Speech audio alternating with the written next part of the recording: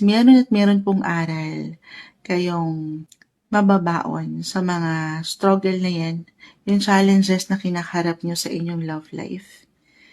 Higit po kayo nagmamature, pinapatatag sa koneksyong ito. Sabi ko nga, para maiwasan yung conflict, hinga, okay? Nang makapahinga, makapag-isip kayong mabuti.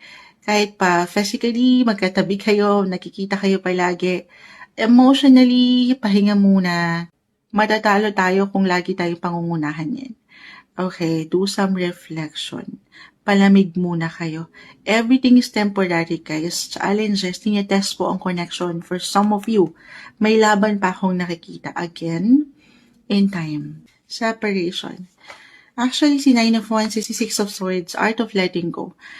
Lalo pa, kung medyo mabigat na ito, the Nine of Wands. Kung nagiging struggle na talaga, yung challenge ay hindi na kinakaya, okay lang naman magpahinga, guys.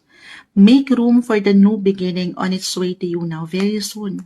May mga bagong simula po. Patuloy kayong dumaraan sa transformasyon, changes ng buhay. Sabayan nyo ito. Huwag yung bigyan ng control kasi kapag nagbibigay tayo ng control, ng limitan, ng restrictions, lalong natatagalan yung pinto ng opportunity. Yung talagang naka-align na mangyari. Yung purpose, yung liwanag. Release. Let go of anything or anyone that no longer serves a purpose sa buhay mo.